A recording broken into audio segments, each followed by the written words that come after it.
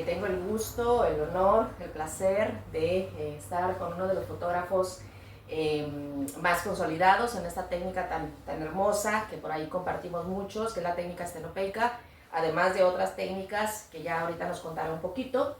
Daniel Tubío, que antes de agradecerte y cederte la palabra, quisiera brevemente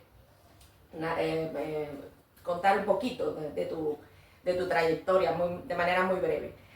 Bueno, Daniel Tubío, Buenos Aires, originario de Buenos Aires, egresado de la Escuela de Educación Artística Manuel Belgrano y del Instituto Superior Santa Ana, docente en distintas universidades como la Universidad de Buenos Aires, la Universidad de Palermo, la Escuela Municipal Avellaneda, en la Asociación de Reporteros Gráficos y en su propio taller, que es donde ahora nos está recibiendo, además de algunos museos y otros espacios bastante importantes de acá de Buenos Aires. Ahora hablaremos un poquito de tu trabajo, de tu obra, pero por allí encontré que obviamente, aparte de la estenopeica, también trabajas cianotipia, solarigrafía, que es un derivado de la estenopeica, y fotograbado. Y la otra cuestión, que eres hijo de un fotógrafo, así que naciste prácticamente con la fotografía, creciste, ¿no? Bueno, y que tu obra se ha expuesto en múltiples espacios. Actualmente está en el Centro Cultural Kirchner. Muchísimas gracias, Daniel Tubío, por recibirme, por recibirnos, porque esta entrevista obviamente la va a ver por ahí todo el público desde el canal de YouTube. Y bueno, muchísimas gracias. No, bueno, gracias a vos por acercarte a mi taller y además por difundir lo que hago, porque es también interesante siempre que se conozca, ¿no? lo que uno está haciendo. Mencionabas ahí que soy hijo de fotógrafo. En realidad sí y no. Digo, mi padre trabajaba de fotógrafo, él no se consideraba fotógrafo, pero su pasión era la imprenta, él tenía una imprenta en realidad. Pero durante mucho tiempo, mientras la imprenta no daba los ingresos suficientes, los fines de semana se dedicaba a hacer fotografía social, sobre todo. Y porque él había trabajado de joven, había trabajado de asistente en un laboratorio fotográfico. Y se compró una cámara, bueno, y hacía trabajos. Entonces muchas veces los domingos, cuando estaba en casa, los sábados hacía fotos y los domingos se metían al laboratorio a revelarlas. Y ahí sí puedo decir que desde chiquito respiré el olor de los químicos. Y creo que eso sí me marcó fuerte. Yo me metía con él en el laboratorio para ver cómo aparecían las imágenes. Eso porque obviamente en esa época, estamos hablando de la prehistoria. Oye, principio de los 60. Bueno. Las fotos de casamiento, por ejemplo, se hacían en blanco y negro. Entonces los domingos se pasaba todo el día encerrado en el laboratorio copiando fotos para poder entregarlas. Y bueno, cuando empecé a hacer fotografía yo, mi padre ya había muerto, pero todas las primeras fotografías que hice las hice con su ampliadora, con su cámara, así que en ese sentido sí heredé. Claro, sí, una gran herencia. Oye, sí es interesante esto que comentas, porque precisamente leyendo por allí algunas otras entrevistas que te habían hecho, encontré algo que tú mencionabas que me parece imprescindible, que va del brazo de lo que ahora comentan, ¿no? De una cosa es ser fotógrafo y el otro hacer fotografía. Claro. ¿No? Este concepto, brevemente, ¿cómo lo compartirías? Y hay dos cosas que yo siempre a mis alumnos, sobre todo los reto, cuando lo dicen. Uno que es sacar fotos, voy a sacar fotos. Y otra vez con mi máquina. Hablan de la máquina y de sacar fotos. Entonces yo siempre les digo que la máquina no es, que la cámara de fotos no es una máquina, es una cámara. De hecho es una cámara oscura que tiene todo un concepto atrás. La máquina es algo que hace las cosas sola, por definición, ¿no? Una máquina es algo que actúa autónomamente. Y la cámara no, la cámara es el principio de la fotografía, la cámara oscura. Entonces, que le digan cámara a la cámara, no máquina. Y después que sacar fotos, saca cualquiera. De hecho hoy la mayoría de las cámaras, conectándolas con una aplicación del celular, pueden sacar fotos solas. Si uno pone la cámara en un lugar, le pone un intervalómetro, la programa para que saque una foto cada 2 horas durante toda la semana Y la deja ahí, la cámara saca sola. Pero eso no significa que lo que va a hacer tiene algún sentido. Entonces, que este es un concepto que de hecho se lo robé a un colega, ¿no? De la diferencia entre el saca fotos y el que hace fotos. El que hace fotos piensa, reflexiona, elige, determina qué parámetros técnicos va a usar para lograr lo que quiere. Eso es hacer fotos, no sacar Claro, fotos. claro, totalmente de acuerdo. Sí, de hecho es algo que también yo trato de por ahí incentivar entre mis alumnos, ¿no? Bueno, dime algo. Ahorita nos hablabas un poco de tus inicios, de cómo creciste precisamente ya en el cuarto oscuro, ¿no? En esta cuestión que por ahí creo que nada más los que hacemos análogos sabemos, ¿no? Lo que es el olor a los químicos, el cómo aparece la imagen en la charola, ¿no? Que la primera vez, no sé si la recuerdes. Sí, es como el primer beso. Mira qué bello, Y sí. sí, no se olvida eso, porque de hecho lo compruebo cada vez en la escuela de Avellaneda, yo enseño estenopeca. Y tengo estudiantes, la mayoría jóvenes, jóvenes entre 20, 30 y pico de años, que se criaron ya con sus cámaras digitales. Y conmigo muchas veces tienen la primera experiencia de estar en un laboratorio. Nada, yo disfruto de verles las caras nada más, porque cuando aparece una imagen, todos se maravillan, todos se maravillan. Y hay algo también que siempre les marco, ¿no? Me dicen, esto es mágico, me dicen. Digo, no, no es mágico, es física, óptica. La magia se la ponemos nosotros. Es mágico en el sentido que para nosotros puede ser mágico lograr hacerlo, pero no, es todo ciencia. Claro. No hay nada de magia acá. Pero es impresionante como algunos chicos lo notaba este cuatrimestre justo con una estudiante en particular que venía a las clases siempre como medio desganada y sí, con una cosa. Y cuando empezamos con la parte del laboratorio cambió radicalmente su actitud. Llegaba 15 minutos antes a las clases, eran las 9, las 10, no a las 9 salimos, las 9 de la noche cuando ya era hora de irse y ella no se quería ir y estaba todavía ahí haciendo cosas. Nada, es fascinante, realmente es fascinante para cualquiera que lo viva una vez, es fascinante.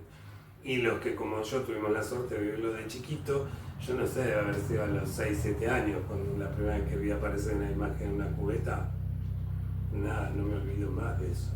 Y eran imágenes, fotos de casamiento, imagínate, eran bastante aburridas para mí a esa edad. Pero no importa, era como, wow, había un papel blanco y de repente hay una persona ahí, ¿no? Claro. Cuando inicias tú en la fotografía, que por allí yo sé que también tienes un poco de formación, si no corrígeme, en cuestión de bellas artes, ¿no? Sí. Y que eso también te ayudó a ti a, de alguna manera, formular lo que querías hacer en fotografía. Sí. ¿Cuándo es cuando decides concentrarte en la fotografía estenopeica? Eso me gustaría. ¿Y cómo es tu percepción desde ese momento que empezaste hasta ahora, conforme a todos los avances que se han tenido, sobre todo considerando tu trayectoria de bastantes años, y donde tú por ahí marcas también que algo de la importancia de la fotografía estenopeica es que tenemos el control absoluto desde la creación de la cámara y de la imagen que queremos hacer, ¿no? Y otra cosa que la quiero pegar aquí es también esta noción que me gustaría también abordar, de escapar un poco de los avances a veces tan rápidos y a veces también un poco caóticos de la industria fotográfica, que se vienen y como que se nos implementan así como casi como... Se imponen. Sí, y obviamente en toda esta cuestión de la velocidad que ahora tenemos en las redes sociales, o en internet, ¿no? En toda la... Sí, en general. Bueno, a ver si me acuerdo todo lo que me preguntaste. Perdón. Bueno, primero, ¿cómo fue precisamente esto que llegaste con la estenopeica? Perfecto. Sí, yo empecé a hacer fotografía, tuve mi formación en artes plásticas, como bien decís, en la Escuela Belgrano, Después de eso hice un curso, después estuve viajando un tiempo. Yo cuando volví del viaje hice un curso de fotografía. Básicamente porque quería sacarle provecho a este equipamiento que había heredado de mi padre, que ya había muerto en ese momento. Y por ahí como una salida más laboral, ¿no? Incluso porque yo siempre, por ahí la fotografía la vi desde ese lugar, ¿no? Sí. Porque mi padre hacía eso. Entonces hice un curso de fotografía básica en un fotoclub y volví a estar adentro de un laboratorio, y cuando otra vez vi aparecer esa imagen, dije, wow, esto es más que una salida laboral, esto es maravilloso. Y me metí así de cabeza en la fotografía. Obviamente que todo lo que había estudiado de pintura, dibujo, composición, inclusive escultura, me gustaba mucho la escultura a mí cuando hice la escuela de plástica, me sirvió como base para el componer, el observar la luz, un montón de cosas. Y también por ahí eso es lo que me llevó más a trabajar mucho en laboratorio. Esto es algo también muy relacionado con la estenopeica en este sentido. Durante todo el tiempo que yo hice fotografía tradicional, analógica, con rollo, el momento de la toma, de sacar la foto, para mí era un trámite. O sea, ponía un rollo en la cámara y lo terminaba en un rato. ¿Por qué? Porque quería revelar y copiar. O sea, a mí lo que me gustaba era estar en el laboratorio. Intervenir en la copia, el reencuadre, el apantallado, el hacer montaje, no sé, todas esas cuestiones del laboratorio. Y bueno, nada, estuve así unos cuantos años, y a final del siglo, justo 99, por ahí, a partir de una pregunta que una amiga de un amigo, una vez que estaba en casa, estaba viendo mis fotos, me preguntó esto: ¿cómo hacen los fotógrafos para ver esas cosas que los demás no ven? Porque es decía ella, ¿no? Para mí es uno de los méritos del fotógrafo, pasar por un lugar donde todo el mundo pasa y ver algo que nadie vio. Y yo digo, la verdad que no sé cómo explicártelo. Es algo que por ahí lo podría explicar con una imagen, ¿no? Es como que cuando vos ves algo fotográfico para vos, todo lo demás no existe. Es eso solo lo que ves. Y ahí te concentras y haces la foto. Bueno, esa fue mi explicación del momento, pero me quedó dando vueltas la idea que tendría que hacer fotos que muestren eso. Fotos que muestren esa extracción de la realidad que hace un fotógrafo cuando ve algo que le parece fotografiable. Y empecé a buscar la manera de mostrar eso en una foto. Y no la encontraba con distintas iluminaciones, no la encontraba.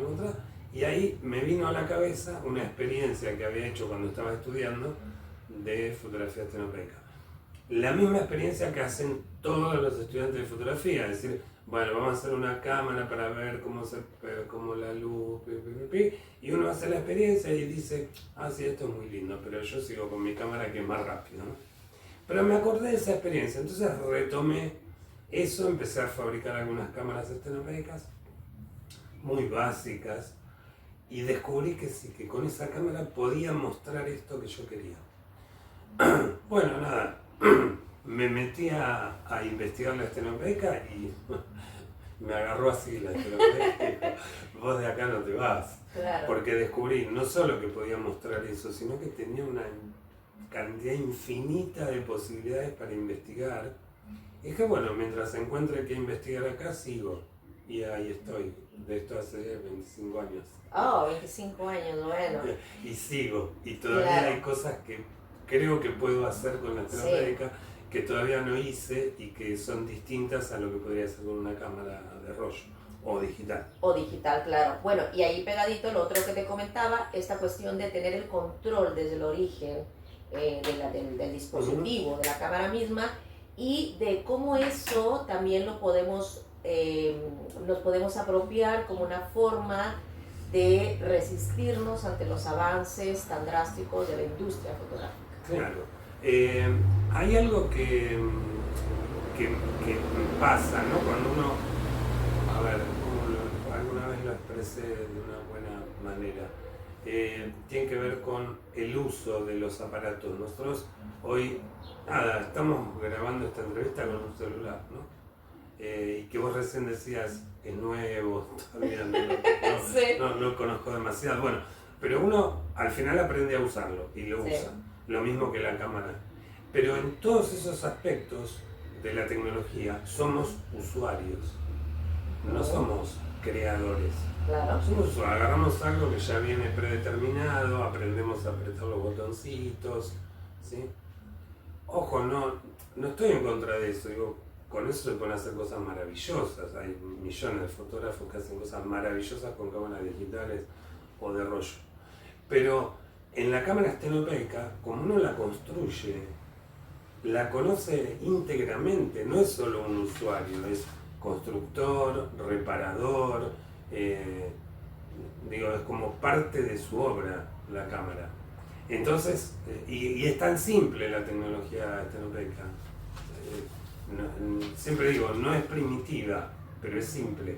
Digo, no es primitiva porque se puede hacer exactamente lo mismo o casi exactamente lo mismo que con cualquier cámara y más. Parece que es superadora de la cámara comercial.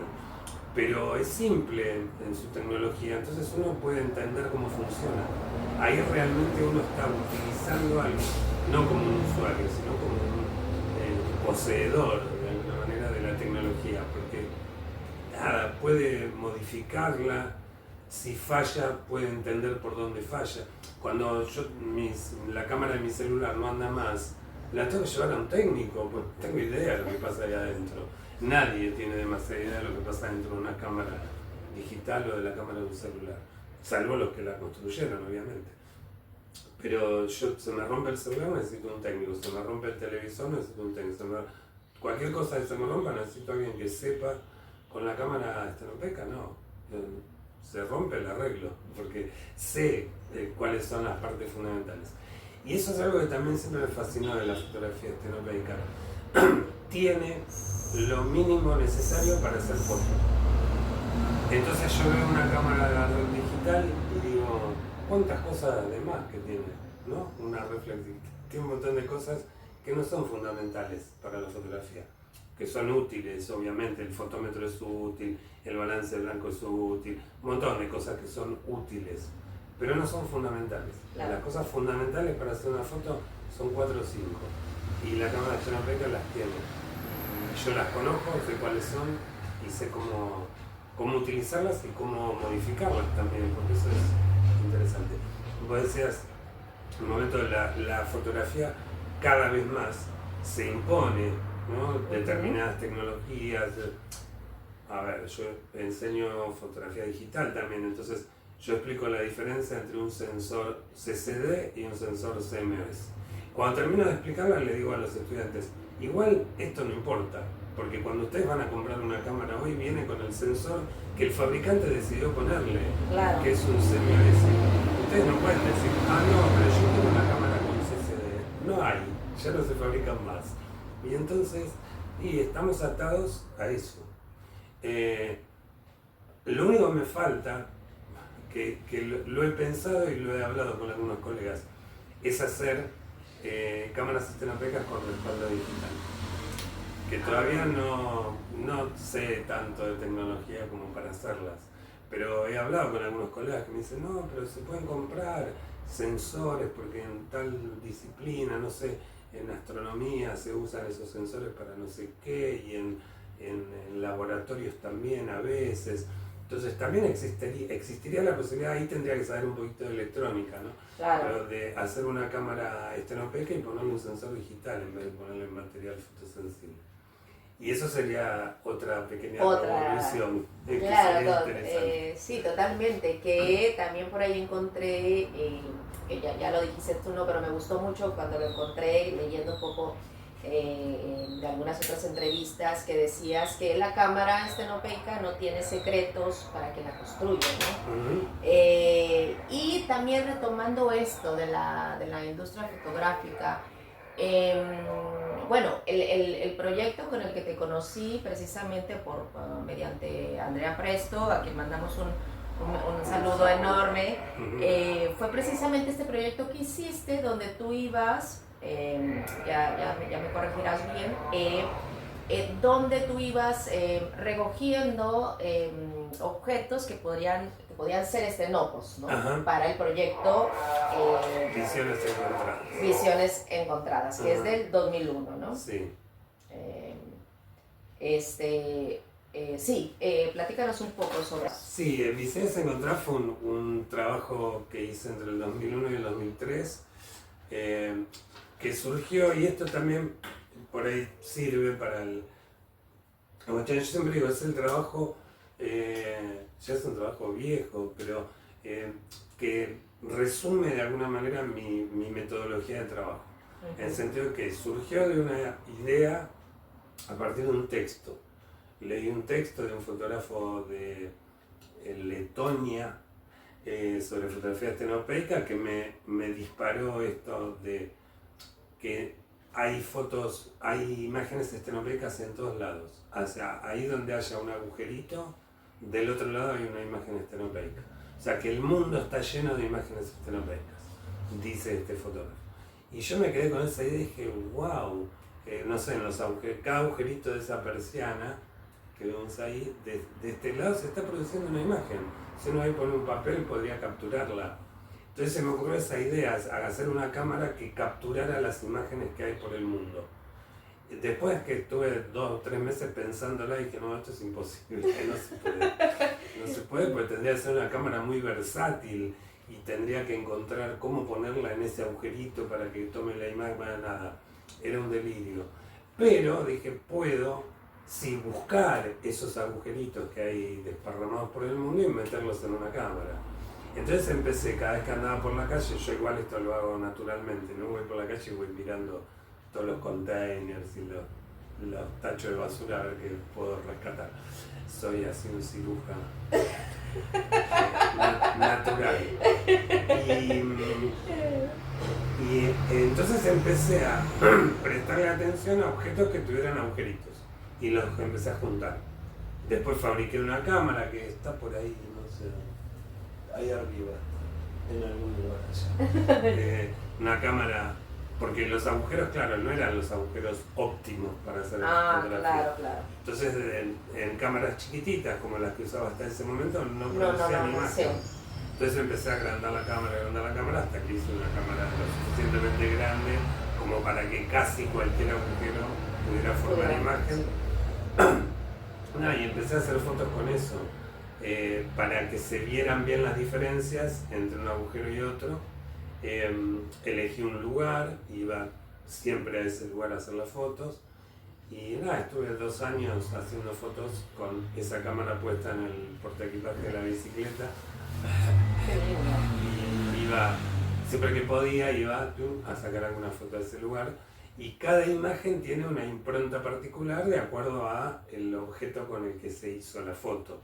Entonces después la obra final era la foto más el objeto, porque en realidad, y de ahí también el título, ¿no?, de Visiones Encontradas, porque cada objeto encontrado me da una visión distinta de la misma realidad. Cosa que habla mucho de la fotografía también, ¿no? Cuando uno, no sé, organiza una salida, una sesión fotográfica, hay 20 personas alrededor de un modelo con cámara y cada uno saca una foto distinta, ¿no? Claro, sí. Es la visión de cada uno. En este caso era la visión del objeto. El agujero producía una imagen particular. Nada, es una serie que me dio muchísimas satisfacciones, la expuse un montón de veces. Pensando en esto que nos dices que fue una muestra de hace ya más de 20 años y que tú tienes ya 25 años haciendo fotografía estenopeica, ¿qué podrías comentarnos de tu percepción de cómo ha cambiado? Creo que es una percepción muy personal, ¿no? Porque hablamos de una técnica que es bastante personal, bastante...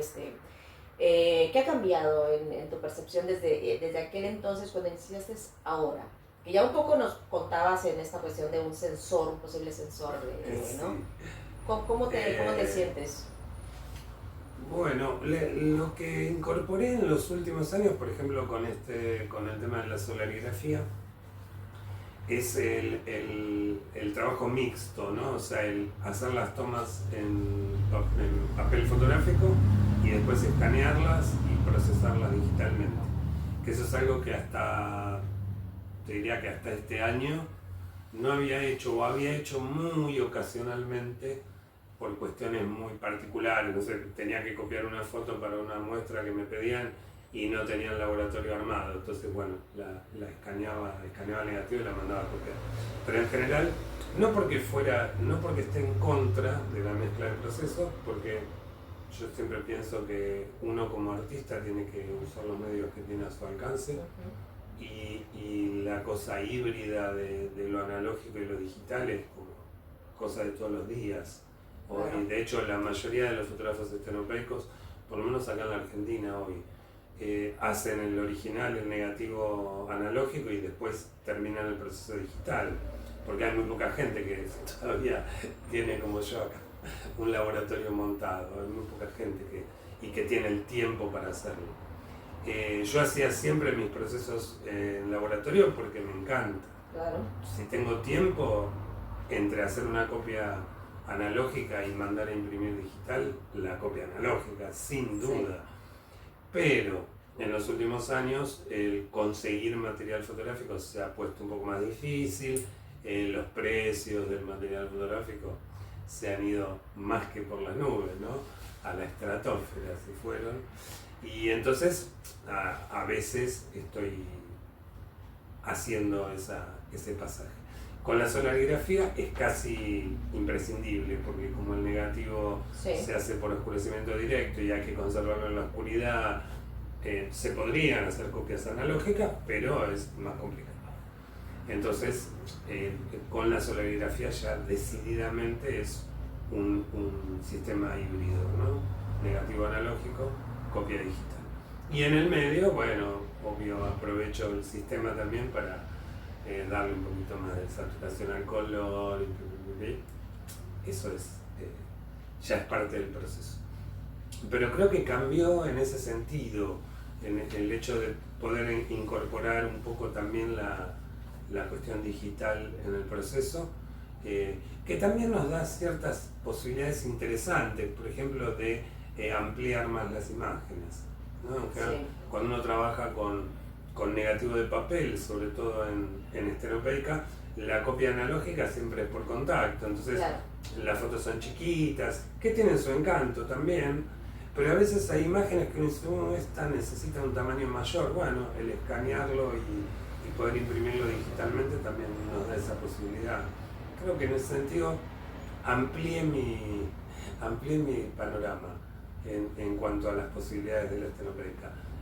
Antes era como un poco más fundamentalista con el tema, ¿no? O sea, bueno, si hago estenopeica hago todo artesanalmente, sí, desde la cámara hasta la copia. Que en muchos casos lo sigo manteniendo porque me interesa como concepto.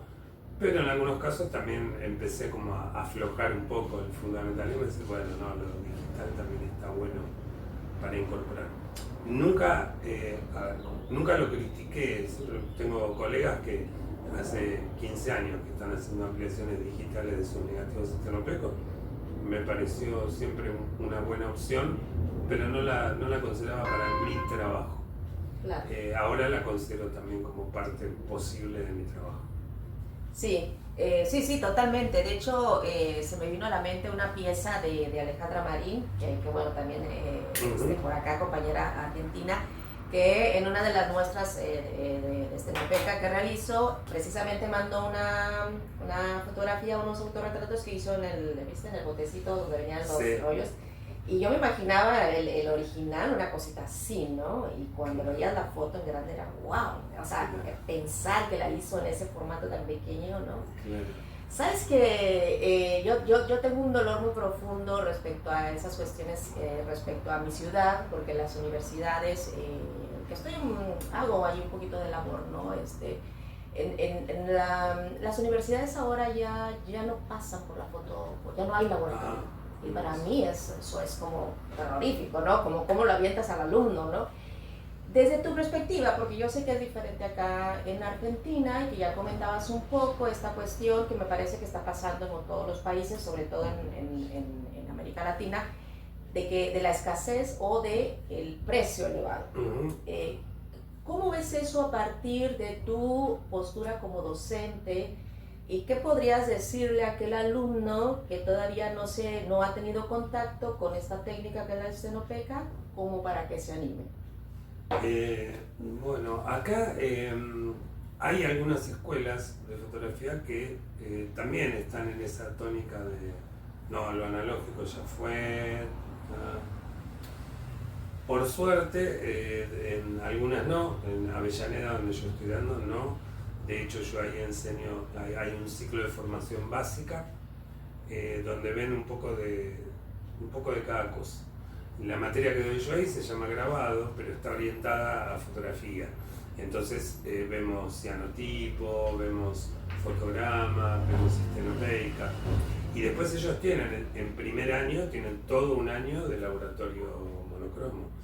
Y siguen haciendo ahí, revelando sus rollos, haciendo copias. Justo ayer estuve viendo, me encontré ahí con unos alumnos del año pasado que ya están en primer año, que terminaron el ciclo básico, están en primer año y estaban ahí re orgullosos con las copias analógicas que habían hecho. Y lo que yo siempre digo es que la fotografía digital parece económicamente más fácil, pero no lo es.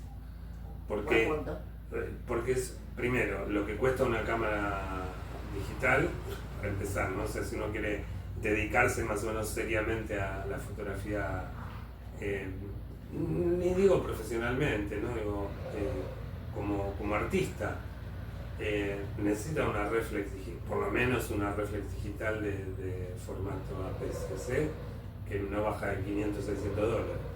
Y cuando uno empieza a trabajar y empieza a grabar en formato RAW para tener buena calidad y descubre que la memoria que tenía no le alcanza para nada y que el disco de la computadora, y te tiene que comprar un disco duro para hacer el backup y después mandar a imprimir, y cuando quiere imprimir en Fine Art, bueno, cada copia carísimo. sale fortuna. Sí. Entonces, digo, no sé, hagan cuentas. A ver, Eso es interesante. Sí, hagan cuenta, a ver Sí. si comprar un sobre de papel es tan caro en Claro. relación a lo que sale en la fotografía digital. Porque además la cámara digital en 2 años, 3 años se desactualizó, hay que comprar otra o hay que cambiarla porque el obturador ya no funciona bien, o que, digo, no es barata la fotografía, nunca lo fue. Claro, antes un rollo salía promedio a precios internacionales, inclusive $3, y hoy sale $10, porque hubo una inflación así terrible en los materiales fotográficos a nivel mundial, no solo acá en Argentina o en Latinoamérica. Entonces, digo, bueno, nada, si querés hacer, yo a los chicos les digo, cuando dicen, pero un sobre de papel sale 25.000 pesos, no sé, 30.000 pesos. Ok, ¿cuánta plata te gastas un fin de semana que salís con tus amigos y te tomas una cerveza? Por ahí, si querés hacer fotografía, y bueno, tenés que sacrificar en otra cosa. Claro. Un fin de semana no salgas. Sí. O no te compres las zapatillas más caras que hay, comprate unas un poquito más baratas y con lo que te ahorraste te compras un sobre de papel, qué sé yo, es como, uno se acomoda. Sí. Uno se acomoda. Cuento, cuando yo empecé a hacer fotografía en 1985, en 1989, acá en la Argentina, hubo una crisis económica, una de las tantas, que una crisis económica terrible, hiperinflación. En ese momento, que los materiales fotográficos no eran tan caros a nivel global, un sobre de papel 30, 40, que era lo que uno quería comprar para hacer una foto más o menos, para mandar a un concurso, Claro. era el equivalente al sueldo de un docente, un sobre de papel. Y hacíamos fotografía igual. Claro, yo compraba un sobre y trataba de que me durara 2 meses, o sea, hacía 18.000 tiras de prueba antes de hacer la copia, las tiras de prueba eran así finitas. Y bueno, pero después vinieron épocas mejores en donde podía comprar, cobraba, me iba a un negocio y compraba 3 sobres de papel y tenía para ese mes 3 sobres de papel. Bueno, hubo épocas mejores y peores. Pero bueno, yo ahora lo que hago mucho es reciclar material. Tengo ahí 2 cajas de radiografías de 13x18 que me acaba de regalar un exalumno que trabaja en una clínica y el otro día estaba en el área de radiología y vio las cajas ahí. Dijo, ¿eso lo usan todavía? No, ya ahora se hace todo digital, de hecho esas están vencidas. Wow. Y entonces le dijo, ¿me las puedo llevar? Sí, llévatelas. Y me las trajo de regalo. ¡Uy, qué hermoso! Me las trajo de regalo, me dijo, seguro que vos le vas a sacar provecho. Y yo aprovecho esas cosas. Tengo ahí 200 placas radiográficas para hacer fotos. ¡Qué increíble, qué lindo! ¡Qué buen regalo! Sí, Por favor, sí, compañeros alumnos. Sí, genial, genial. Pero bueno, hago mucho eso para la solarigrafía. Estoy usando en algunos casos un papel que también me lo regalaron, fabricado en Argentina en los años 60, 1960. O sea, en la época de mi viejo hacía fotografía. Wow. Porque las pocas fábricas de material fotosensible que había acá en la Argentina cerraron la mayoría en los años 70 y la última que hubo cerró en 1984, 85 por ahí. O sea que ese papel que estoy usando tiene por lo menos 50 años de vencido. Sí. Y funciona todavía. Claro. Para hacer solarigrafía funciona bárbaro. Y para hacer negativos de estenopeica bastante bien. Y yo luego tengo 2 o 3 cajitas también de 100 hojas cada una. Así que yo hace un montón que no compro material. Rollos compré hace poco. Sí. Porque los rollos ya... Tengo también rollos que me regalan. Tengo algunos rollos vencidos. Vencidos en 1958, el año que yo nací. ¿Qué podrá salir de allí, no? Saqué uno, el año pasado saqué uno, pero al ir desenroscándose en un rollo de 120 se rompió todo porque estaba adentro, estaba pegado, se ve que había tenido humedad y se rompió todo. Pero tengo algunos otros ahí que los tengo que investigar un poco para usarlos. Y también es parte de la magia, ¿no? De usar esos rollos que a veces las cosas salen, a veces no hay, pero no hay ningún control posible. Hay rollos que se vencieron hace 40 años y están en perfecto estado, y hay otros que se vencieron el año pasado y ya no sirven para nada, porque depende de cómo se conservaron. Pero bueno, también es parte de la experimentación y del proceso. Que es un poco lo que también leí por ahí que comentabas tú, que es un poco la resistencia a la frustración, la paciencia que debemos tener, el azar, como lo estás comentando, pero también el descubrimiento, ¿no? El encontrar. A mí me gusta mucho también esta cuestión de que los defectos que se nos ¿cómo se llaman? Se nos dice que son defectos en estenopeica, en realidad se convierten en efectos o virtudes, ¿no? De la imagen. Sí. Totalmente. Bueno, y me quedó pendiente esta otra cuestión, porque aquí si quiero hacer hincapié, Daniel Tubío da clases en línea, que ahorita ya nos contarás también. ¿Cómo motivar a este alumno? Y obviamente también si quieres comentar tus redes sociales y cómo es que manejas esta cuestión, cada cuándo abres talleres, por si alguien por ahí que esté viendo esta entrevista quiera comunicarse contigo para algo en línea. En este momento talleres en línea no estoy dando, pero nada, más que nada porque no me organicé todavía.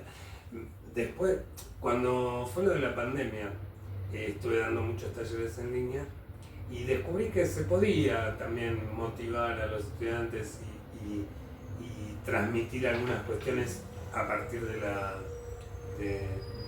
trabajo online. Pero pensé en ese momento que nunca más iban a dar talleres presenciales. Estábamos todos como... ¿Y ahora cómo nos vamos a juntar en un laboratorio cerrado, sin ventilación? Nunca más se va a poder hacer esto.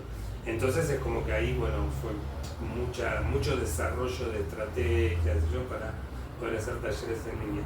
Después, a medida que a partir del 2022, que se relajó la cuestión porque cuando volví a dar clases presenciales ahí en Avellaneda, por ejemplo, teníamos todo un protocolo que entraban al laboratorio, entraban de a 2. Es un laboratorio para 15 personas, pero entraban de a 2, entraban 2, hacían sus trabajos, salían, entraban otros 2, cada 3 turnos se ventilaba el laboratorio, todo un protocolo que Wow. hacía como muy difícil Sí, trabajar. sí, sí. Bueno, todo eso se fue relajando, obviamente ya pasó, parece, el peligro, parece. Y se fue relajando. Entonces, bueno, decidí volver a dar los talleres. Aparte yo estaba en proceso de mudarme, qué sé yo. Y ahora que tengo el espacio y puedo volver a dar talleres presenciales, me estoy concentrando más en eso. ¿Cómo estás en Instagram? Tengo dos Instagram, uno que es daniel.tubio.fotógrafo, es fácil, y el otro es parecido, es daniel.tubio.estenopeicas. Y ahí, bueno, pueden ver mi trabajo. El de fotógrafo lo tengo más para cuestiones no estenopeicas. O sea, ahí por ahí subo fotos que saco con el celular o promociones de los talleres, de las muestras, etc. Y el otro, el Daniel Tubio Estenopeica, lo tengo más dedicado a la obra estenopeica. Ahí subo generalmente solo obra estenopeica. Pero en cualquiera de los dos me pueden mandar un mensaje y nos comunicamos. Muy bien, bueno, vamos a estar en comunicación. Obviamente hay un enlace posible con México, sobre todo, México-Argentina. Oye, Daniel, releía un poco aquí alguna anotación que hice sobre el curador que hizo la muestra en el Centro Cultural Kirchner. Y decía, muy breve, ¿no? Lo que anoté, decía distancia del aturdimiento postfotográfico, alejarse de la hipermediatización visual, ¿no? Si tuvieras un alumno enfrente que te dijera quiero aprender, ¿cómo terminas de convencerlo? Así de manera breve. ¿Cómo terminas de convencerlo que haga estenopeica? De que pruebe al menos, ¿no? Porque después todos los que prueban se enamoran, ¿no? Eso es... Sí, es como la droga. Es un viaje de ida. Nada, es una experiencia maravillosa poder controlar el proceso creativo fotográfico y realmente es una manera muy interesante de resistirse a las imposiciones del mercado fotográfico. Cuando nosotros compramos una cámara, la lente está acá, el sensor está acá. El plano de la lente, el plano del sensor son paralelos, salvo en las cámaras de placa, algún lente descentrable para arquitectura, pero en general la cámara que usa la mayoría de la gente es así, esto acá, paralelos. Yo no puedo descentrar el lente en relación al formato. Y el sensor es rectangular. Y si tengo una cámara de 6x6 es cuadrado, punto. O sea, eso lo determinó la industria fotográfica hace 150 años y sigue siendo así. ¿Qué pasa si yo quiero hacer una foto curva, triangular, circular? No existe ese formato en fotografía. ¿Por qué? Y porque los fabricantes decidieron que eso no es fotográfico. Bueno, nada. Sí. Las lentes producen un círculo de imagen.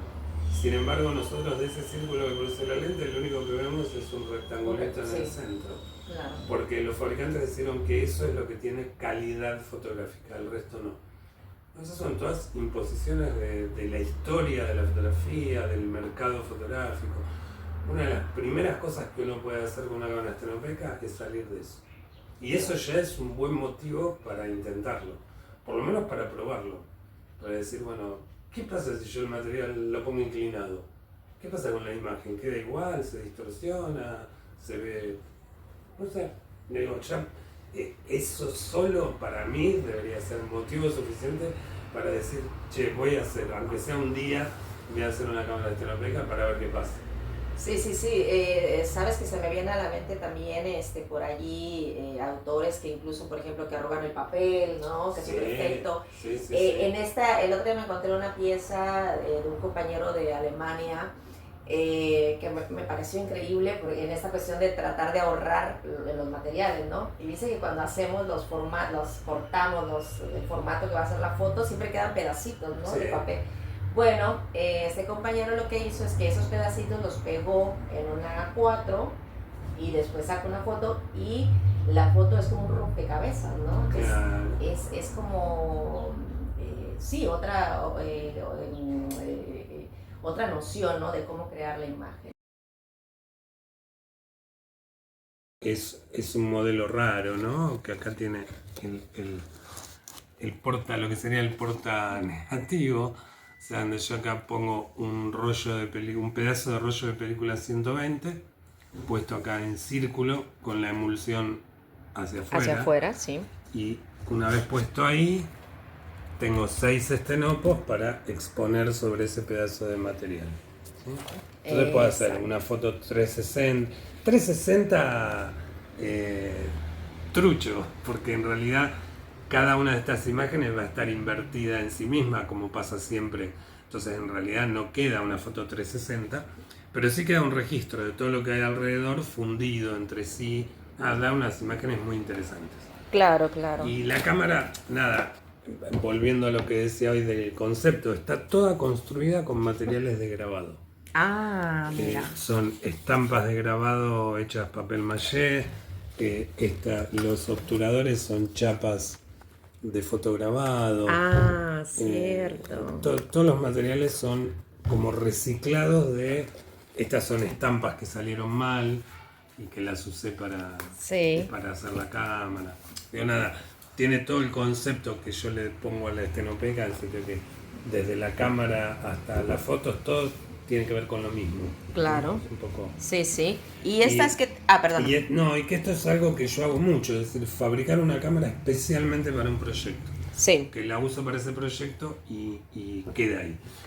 Estas dos, por el contrario, son cámaras que yo uso muchas veces.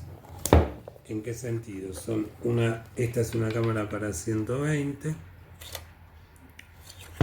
con su obturador, toda hecha con cosas recicladas, ¿no? Obviamente.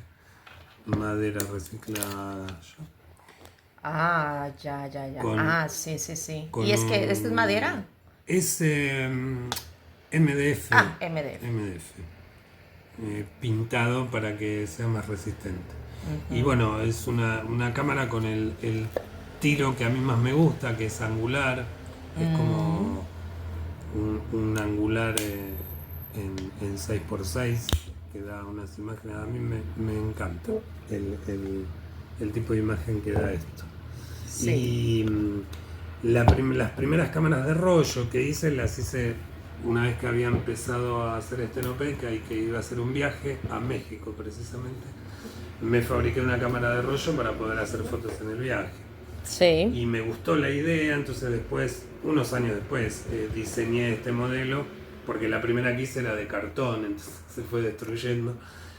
Diseñé este modelo para poder tener una cámara de rollo para cuando me voy de viaje. Claro. Y tengo algunas series hechas con eso. Y esta es también una cámara de rollo, pero de 35 milímetros. Sí, es lindísima. Y con un formato también pseudo panorámico, porque produce negativos de 35 o 35 por 70. ¿Sí? También es angular y nada, también tengo un par de series de fotos hechas con este formato que me gusta mucho. Que tiene su tripié, que le dicen trípode, ¿no? Sí. Sí, Me aprovecho estos trípodes que estaban de moda en una época, que se usaban para las cámaras compactas, porque es muy livianito y además es flexible, cosa que tiene una gran ventaja cuando uno está por ahí haciendo fotos en la calle. No sé, yo muchas veces he agarrado la cámara así, doblando el trípode, la agarro, no sé, de una rama de un árbol. Claro. ¿No? Y la puedo poner a distintas alturas. Es interesante. Sí, es muy, muy linda. Es ese acabado madera, café. Sí, y la hice con...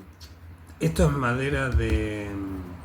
¿Cómo se llama? De parquet, de piso, que encontré unos pedazos ahí un día tirados en la calle y los usé para... Buenísimo. No, una belleza. Y después el resto, nada, son todas piecitas. Yo tengo un taller ahí en el fondo de casa lleno de porquerías que voy juntando. y siempre encuentro algo para hacer el avance de la película, Claro, sí, sí, sí, cosas para seguir construyendo. para seguir construyendo. Así que esta es mi pocket. ¿No? Sí. Siempre digo, esta es mi pocket, la llevo, siempre me voy de viaje, la llevo. A veces la llevo y no saco fotos, pero siempre la llevo cargada cuando me voy de viaje y esta también. Muy Y bien. esta tienen, las dos tienen, ¿no? Inclusive ahí el viejo sistema para poner el cosito Ah, de la caja de la película sí. para saber qué película tengo cargada. Ok. Ah, sí, sí, sí, sí. Porque Ah, mira. a veces cargo la cámara y después saco 3, 4 fotos, la guardo y por ahí por Sí, sí, varios sí. meses no la agarro. Se olvida Y cuál es me la olvido. que pusimos al Entonces, final. le hice el marquito ahí a las dos. Buenísimo, están súper lindas. Pongo ahí qué película estoy Pues usando. muchísimas gracias, no sé si quieras agregar algo, la verdad te agradezco muchísimo por esta oportunidad, espero te que, agradezco a vos.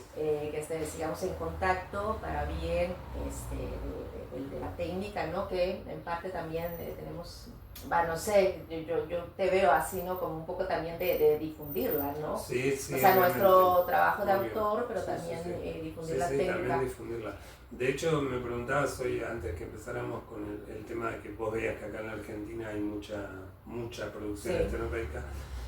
Y en el año 2003, 2004, por ahí, que yo ya hacía 2 o 3 años que estaba haciendo fotografía estenopeica, no conocía a nadie que hiciera estenopeica acá, salvo Yuyo Pereira, que es como era, pobre, falleció este año.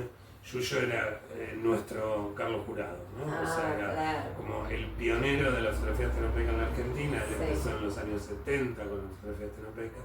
Era la única persona que yo conocía en la Argentina que hacía estenopeica. Y bueno, yo empecé a hacer y después me reencontré con un colega, Jorge Mónaco, que yo lo conocía de antes de otras instancias.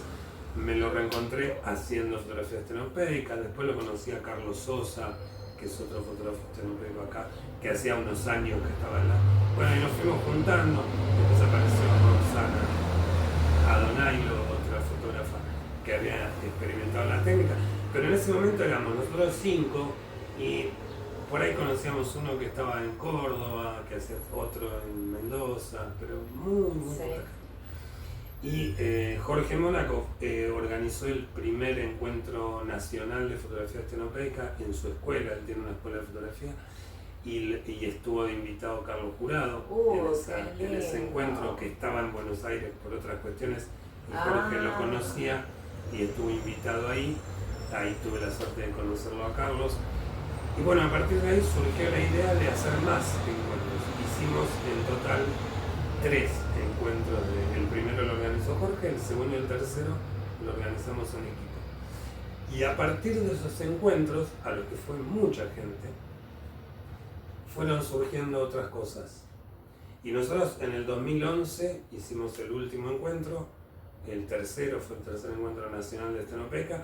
No seguimos haciéndolo porque, bueno, nada, por cuestiones laborales, nos llevaba mucho tiempo, nada.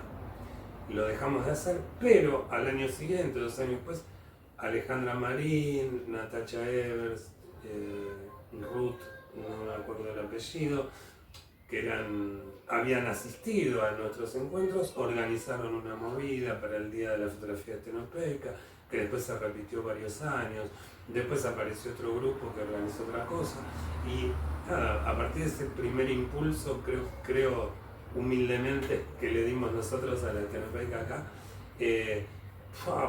empezaron a florecer por todos lados cosas de fotografía estenopeica, y hoy hay, no sé, vos acá haces una convocatoria de fotografía estenopeica y tenés 30 o 40 personas que presentan así inmediatamente porque están produciendo todo el tiempo.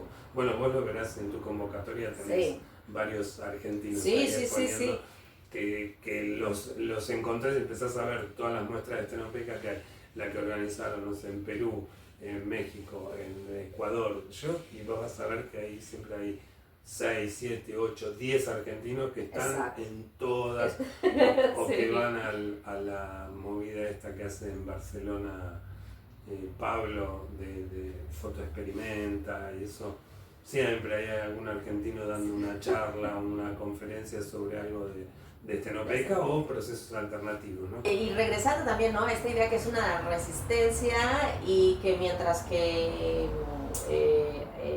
existamos autores que queremos con la técnica, van a seguir existiendo los materiales, ¿no? Es una cosa como sí, que lo seguimos pidiendo, porque si no creo que podría dejar de fabricarse. ¿O qué opinas? No sé por qué hay como... yo que a veces me río cuando leo notas sobre, por ejemplo, que en España se volvió a la fotografía analógica. Y yo digo, ¿cómo que se volvió? Nosotros nunca nos fue. Sí. No se volvió. Es como dice que volvió el tango y algunos dicen, no, el tango nunca murió. Claro. Bueno, esto es lo mismo. Pero hay como una movida, ya desde hace unos años, en España particularmente, muchos fotógrafos publicitarios y de moda que volvieron a usar la fotografía analógica porque descubrieron que la fotografía digital los estaba llevando a todos a una unificación de estilo. O sea, como a partir de, no sé qué pasa en España, pero por lo menos acá en Argentina, muchos de los que trabajan en fotografía hoy, en la parte de postproducción, no son fotógrafos, son diseñadores gráficos que hacen retoque para fotógrafos. Y entonces el fotógrafo como que hace la toma y después se desliga un poco de la cuestión de la postproducción, y eso hizo que mucha postproducción se vaya unificando porque usan los mismos programas, las mismas herramientas, entonces la cuestión visual termina siendo más o menos parecida en todos los fotógrafos. Bueno, eso en España llevó a muchos fotógrafos a decir, nada, yo no quiero seguir más con esto, vuelvo a la película porque estoy perdiendo mi estilo. Sí. Y eso también generó un auge nuevo de la fotografía digital, de la fotografía analógica. Lo mismo, pese que yo siempre hablo más de las cámaras Lomo, pero la lomografía, las cámaras Lomo también mantuvieron viva un poco esta cuestión de la experimentación con lo analógico. Sí. Por lo menos acá en Argentina hay mucha gente que por lo menos saca fotos con rollo, digamos. Después no hace todo el proceso, después manda a revelar, escanea, pero sí están copadas con el tema de hacer fotos con rollo, entonces eso mantiene el mercado. Y de hecho la otra vez leía que Kodak volvió a fabricar algunos materiales que había dejado de fabricar porque la gente lo reclama, el mercado lo reclama. Y para Kodak creo que es la única, es lo único que siguen fabricando ellos, películas fotográficas, eso.